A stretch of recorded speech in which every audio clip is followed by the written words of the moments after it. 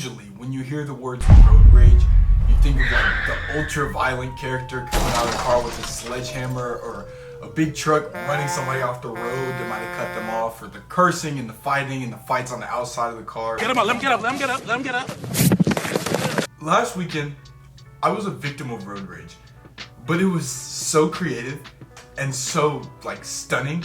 Afterwards, I just sat in the car and felt defeated. I felt like the dude that Shaq dunked on him, two-hand shoved to the ground afterwards. Like, bro, come on now, dog. Come on, man. I just was defenseless, and my pride was taken from me on the side of a country road. So here's the rundown. Basically, I just left KOMU about an hour ago, and I'm gonna go record some high school baseball. As I'm trying to find my way there, right, I'm watching the navigation, and then I've got this YouTube video going on in the background about the origin of the Halo trilogy. It's a pretty good video, you should check it out. I'll link it down there. But we're on this country road. It's like just windy, the miles per hour changes every couple miles, going left turn, right turn, curve, and it's got that yellow dashed line in the middle, which means you can pass people. Now, I'm a Boonvillian at heart, right? I know these windy roads like the back of my hand, and I know the rules. And I also know that this is one of the few times when somebody like going slow in front of you, you're not defenseless against. So I'm going on this road. I've passed a couple people already. They're driving 35 and 55 and don't have anywhere to be. Because like I said, I have to go get this high school baseball game, and I gotta go get my open shot. It's very important I get there before the game. I mean, it's like the district championship, so pretty high profile stuff. Anyways, this car is driving in front of me now. And he's lucky. We're taking like a left turn, so it's that double yellow line and you can't really pass until we get to the straightaway. And I'm looking, and we're going 20 miles below the speed limit.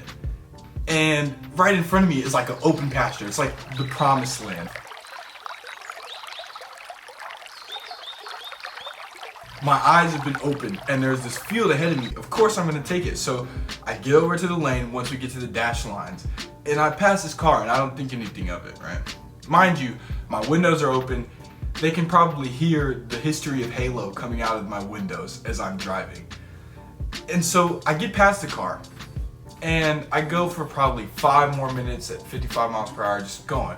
But they sped up, like they're right behind me now. And their blinkers are on, or their hazards. I don't know what that is. I'm assuming they're gonna pull over. So I keep driving, right? I'm still on my way to this high school, and I look behind me. 5 minutes later. By the time I notice this guy again, he's got his hazards on, but now his sunroof's open, and he's like waving at me from outside the sunroof. And I'm like, that is so strange. And I keep driving, right? I got my windows open still, and I think, oh my gosh, something probably fell out of the window of the car, and that's why he's been trailing me this whole time. Like, obviously this guy doesn't like to speed. He was going 35 and 55. About 2 years ago, there was this old couple in Boonville, and they did the same thing and followed me all the way to a gas station where I was getting gas, and I didn't have my wallet. I had dropped it on the road somehow. It's like, how do you do that? But I guess I did. And so I'm thinking I probably did it again. I check my pockets, I don't have my wallet, so I pull over, right? Like the guy I've been signaling to. He pulls over behind me. So I stop in my car, like wait for him to show the wallet or something, right? And he drove off. Like, it took me a second to realize what had happened. And I'm thinking, oh my gosh, this was a joke, until I see him. He flipped me off out the top of the sunroof. But like, you could only see his hand. So it's like, just like this. Because the windows are tinted, and there's really like no other part of his body I could see. So like, this mysterious guy is just upset that somebody passed him, but he was going 20 miles under the speed limit. So I'm sitting here stunned. I couldn't believe what had just happened to me. It took me until I saw him flip me off to realize, like, this dude has been mad at me for the last 15 minutes of driving. That's a good like 11 miles we just went.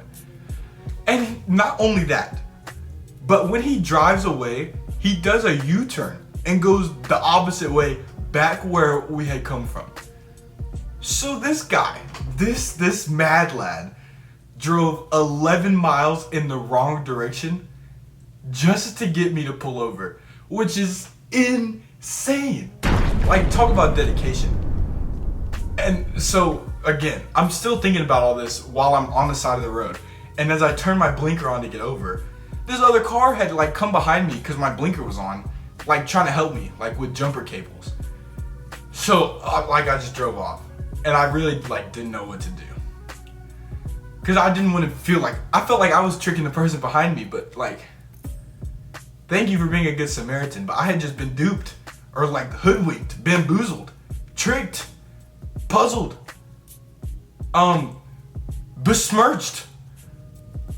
All of the adjectives or synonyms that you can think of. And then I'm just supposed to drive to my game after this. I just couldn't believe it. So I called my mom, right? I'm like, Mom, what? This dude just got me to pull over on the side of like this back road. You did not just pull over, did you? Well, no, I did, but like he tricked me. Son, you could have been killed just now. You could have been killed just now. What if that person was violent and you pulled over and they came to your door? Then what? Well, that's not what happened. I mean, it was road rage, but like it was hella Tyson, don't do that again. So I guess my like survival rating is gonna be very low for the next couple of years after that performance, because I just pulled over for this stranger to like do whatever. And like clearly they were mad. They flipped me off out the sunroof. So, my bad. But that's not what I wanted to hear, right? I wanted somebody to validate the experience I just had. So I called Maya. I'm like, Maya. And I'm explaining the situation to Maya.